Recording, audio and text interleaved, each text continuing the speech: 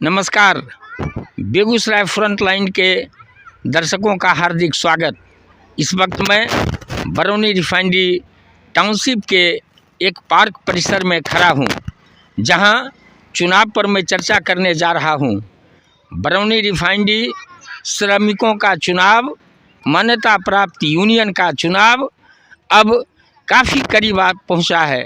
अंतिम पड़ाव पर यह चुनाव है। 26 फरवरी को यह चुनाव का आयोजन होगा, जिसके लिए उल्टी गिनती शुरू हो गई है। इस चुनाव के लिए तेल शोधक कर्मचारियों का दो धड़ा आमने सामने है। एक तरफ एटक यूनियन तो दूसरी तरफ श्रमिक विकास परिषद BMSA के नेतृत्व में चुनाव लड़ रहा है। दोनों यूनियन के बीच कर्मचारी बटे हुए हैं और काफ़ी कांटे की टक्कर फिलवक्त दिख रही है।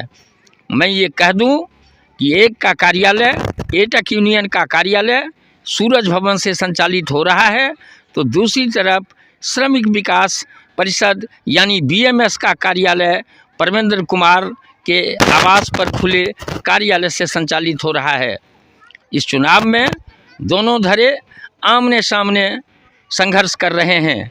एक तरफ संजीव कुमार के नेतृत्व में रजनीश कुमार, भोगेंद्र कमल, फुलेना रजक, अरुण राम, रजनीश कुमार, ललन लालित सरीखे नेता दिन रात साइमन मुर्मुर दिन रात एक कर रखे हैं, तो दूसरी तरफ श्रमिक विकास परिषद के परमेंद्र कुमार के नेतृत्व में वहाँ प्रमोद मोची, बैजू जी, विपिन कुमार, नवीन कुमार सिंह, इनके सरीखे अन्य नेताओं का वहाँ भी काफ़ी भरमार है।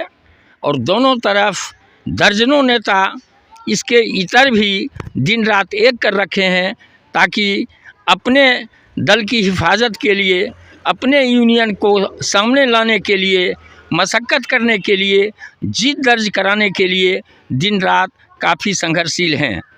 यूँ यह चुनाव 26 को होगा। चुनाव का मतदान केंद्र बरौनी कारखाना परिसर के ट्रेनिंग सेंटर में बनाया गया है और पूरे चुनाव की मॉनिटरिंग कर रहे हैं रीजनल लेबर कमिश्नर। ये चुनाव की मॉनिटरिंग कर रहे हैं और 696 मतदाता 26 को अपने मताधिकार का प्रयोग करेंगे। एक तरफ एटक यूनियन के कर्मचारी जिस रूप में लगे हुए हैं, उनका चुनाव चिन्ह है जलता हुआ मशाल, तो दूसरी तरफ श्रमिक विकास परिषद यानी BMS का चुनाव चिन्ह है उगता हुआ सूरज। उगते हुए सूरज और मशाल के बीच सीधा संघर्ष बनता चला जा रहा है। यूँ इस चुनाव पर समूह की नज़र है।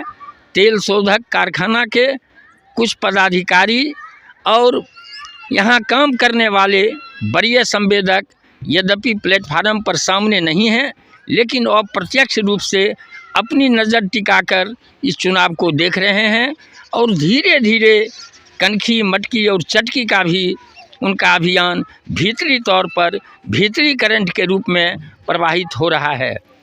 इस भोज की राजनीति भी खूब चलाई जा रही है।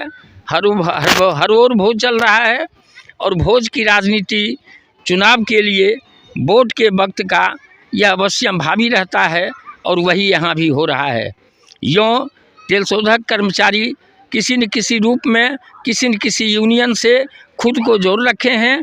सभी अपनी अपनी समस्याओं के लिए, अपने अपने मुद्दे को लेकर जनता के बीच जा रहे हैं। मतदाताओं से सीधा संपर्क स्थापित कर रखे हैं और स्थिति का आलम यह है कि बहुत सारे मतदाताओं की चुप्पी भी है कि हम जाएं तो किस तरफ जाएं, इधर जाएं या उधर जाएं।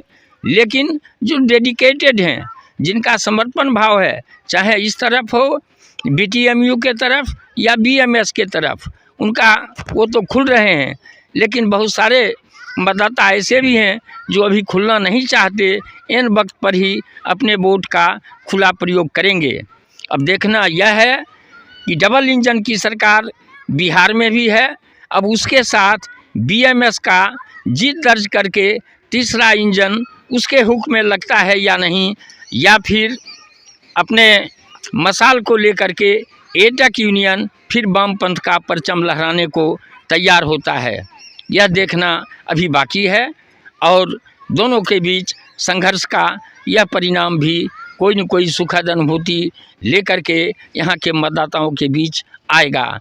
रिफाइनरी टाउनशिप परिसर से और अपने सहयोगी एस आर आजमी के साथ मैं SN सुमन, वरिष्ठ पत्रकार, बेगूसराय।